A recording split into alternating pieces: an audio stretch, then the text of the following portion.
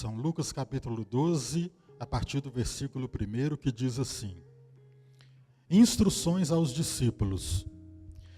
Enquanto isso, os homens se tinham reunido aos milhares em torno de Jesus, de modo que se atropelavam uns aos outros. Jesus começou a dizer a seus discípulos: Guardai-vos do fermento dos fariseus, que é a hipocrisia. Porque não há nada oculto que não venha a descobrir-se, e nada há escondido que não venha a ser conhecido. Pois o que dissestes às escuras será dito à luz, e o que falastes ao ouvido nos quartos será publicado de cima dos telhados. Digo-vos a vós, meus amigos, não tenhais medo daqueles que matam o corpo, e depois disso nada mais podem fazer. Eu vos mostrarei a quem deveis temer. Temei aquele que, depois de matar, tem poder de lançar no inferno. Sim, eu vou-lo digo, temei a esse. Não se vendem 5 pardais por 2 asses? Entretanto, nenhum só deles passa despercebido diante de Deus. Até os cabelos de vossa cabeça estão todos contados. Não temais, pois, mais valor tendes vós do que numerosos pardais. Essa é a palavra da salvação. A palavra já começa nos dizendo que Jesus, ensinando seus discípulos, disse a eles: Guardai-vos do fermento dos fariseus, que é a hipocrisia. Jesus gosta muito de metáfora, Jesus gosta muito de comparações.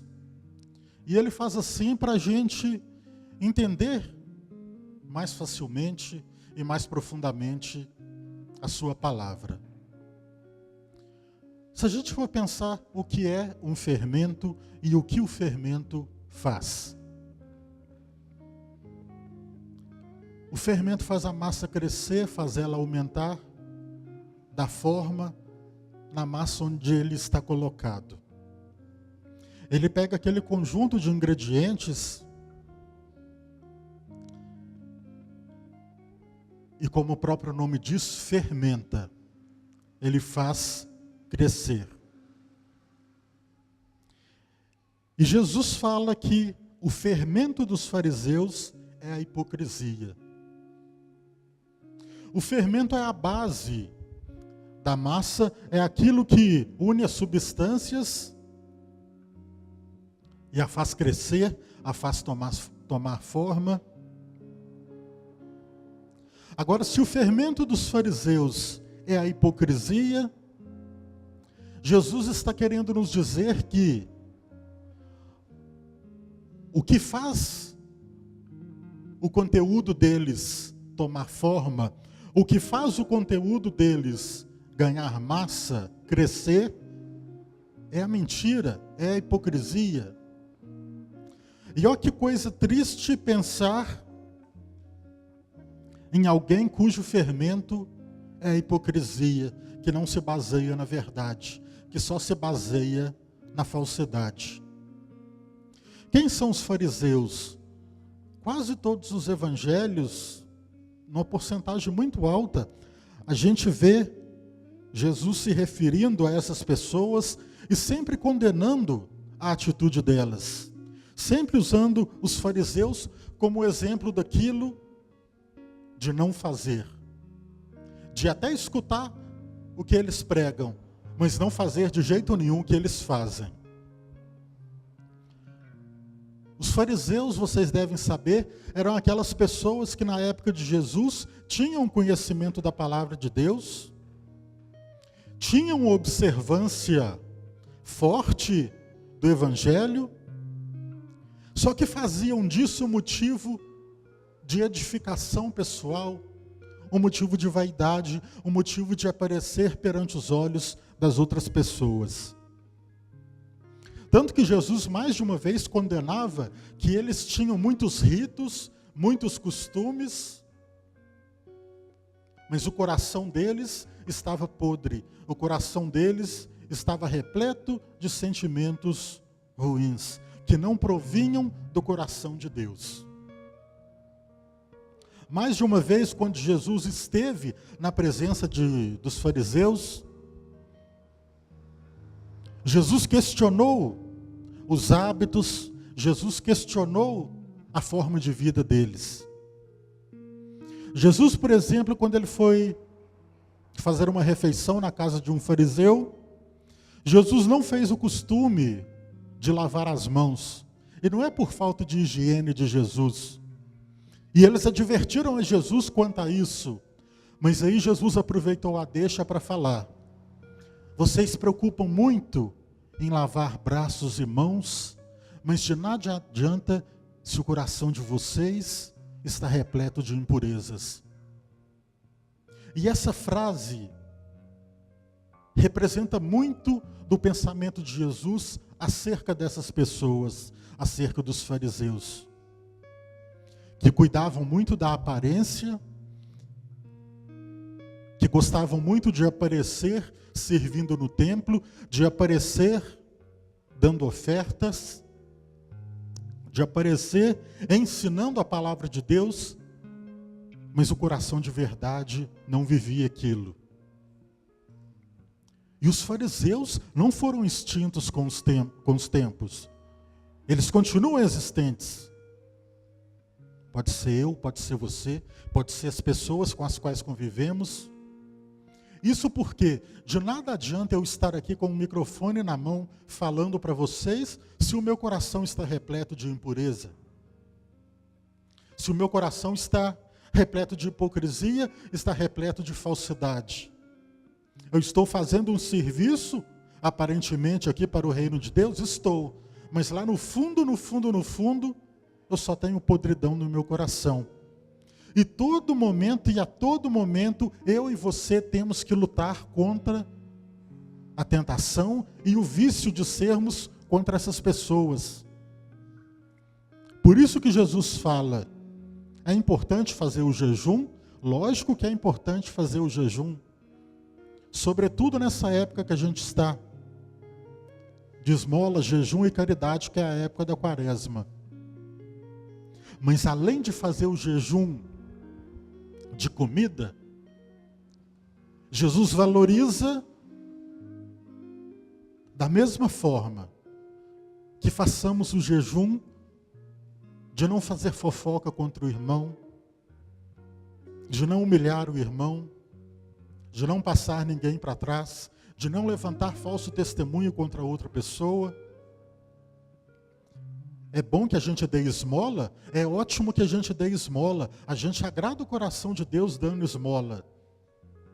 Mas também nesse tempo, e principalmente nesse tempo, talvez a esmola precisa ser um ouvido amigo, talvez a esmola que a gente precisa conceder seja de dar um tempo para alguém estar conosco, seja de dar uma palavra amiga para quem precisa dela.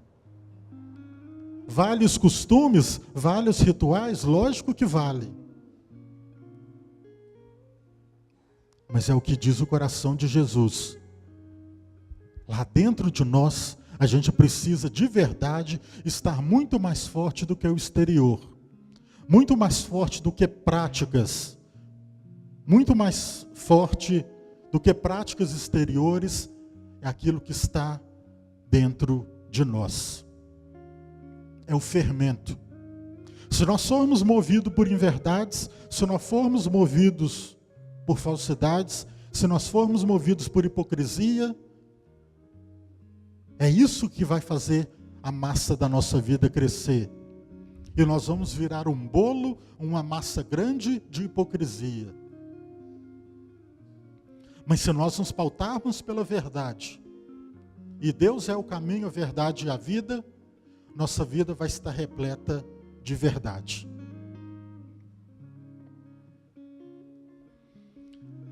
É dito na palavra também que não há nada oculto que não venha ficar público, não há nada que é falado ao escondido, que não venha estar sobre os telhados. Com isso, Jesus quer dizer que para Deus nada é escondido. Nada, nada, nada. E por isso que a nossa vida não pode estar pautada na hipocrisia. Porque a gente não engana Deus. Na verdade, a gente não engana nem a gente mesmo. Por isso que a nossa vida não pode estar pautada na hipocrisia. Porque a gente pode até enganar pessoas. A gente pode até passar alguém para trás. Mas quando a gente chega lá no nosso quarto, que é só a gente, Deus vai lembrar exatamente daquilo que a gente fez, e aí a luz vai vir à tona. É bom a gente refletir o quanto vamos levando uma vida de inverdade, o quanto vamos levando uma vida de mentira, o quanto até mesmo vamos levando uma vida de hipocrisia. Lembre-se disso, não há nada que esteja escondido que não venha a ser revelado. Quem aqui mexe com o WhatsApp? Levanta a mão. Pensa se por algum acaso começasse a ser projetado nesse instante, naquela parede, suas conversas de WhatsApp. O certo, se as nossas conversas fossem todas sadias, todas maduras e tudo, podia dever aparecer nossas conversas. Mas acho que não podem. Imagina aqueles áudios. Aí solta o gemidão na igreja, aí fica ótimo. Imagina os vídeos. Agora imagina o WhatsApp como sendo a nossa vida, a inteireza de nossa vida. E pensa que nada que está escondido vai passar escondido do coração de Deus. Essa questão do WhatsApp é só uma pequena comparação, só uma pequena brincadeira. Mas pensa de verdade se a sua vida está transparente ou não perante Deus. Quantas vezes a gente se esconde de Deus? Quantas vezes a gente até mesmo quer enganar Deus? Mas pensa, até os cabelos da nossa cabeça estão contados. Agora se imagina se Deus sabe quantos fios de cabelo tem aqui, que é uma coisa exterior, que é uma coisa até supérflua. Imagine o quanto Deus sabe, quanta necessidade há no meu e no seu coração. Se Deus sabe quantos fios de cabelo tem na sua cabeça, imagina se Deus não sabe ainda mais quais as preocupações da sua mente, do seu coração. E se a gente não joga aberto com Deus, se a gente não joga transparente com Ele, não é que Ele vá deixar de saber o que acontece conosco. Afinal de contas, Ele sabe tudo. Mas é a mesma coisa de um médico. Quando você vai numa consulta, quando nós vamos numa consulta, a gente tem que ser transparente e não esconder nada. Porque só assim a gente vai estar mais próximo da cura. Então pensa que falta de lógica é quando a gente vai no médico, ou quando a gente vai no dentista, ou quando a gente vai qualquer profissional de saúde, esconde alguma coisa, esconde algum sintoma. É engraçado a gente pensar que a gente faz isso, porque aí a gente vai estar mais longe da cura. Por isso eu te convido nessa noite, meu irmão, minha irmã, não esconda nada do seu coração da presença de Deus. Deus já sabe, mas Ele precisa do seu ok, Ele precisa da sua abertura de coração para tocar na sua necessidade. Ele precisa da abertura do seu coração para tocar no seu problema. E isso é muito bonito, e é muito bonito porque Deus deu o livre-arbítrio para mim e para você. Deus não entra de solavanco na nossa vida, Deus não entra dando uma voadora na porta do nosso coração.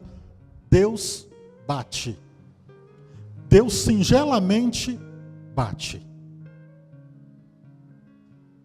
Deus toca a campainha, fica aguardando você abrir a porta. E eu te faço o convite, abra a porta.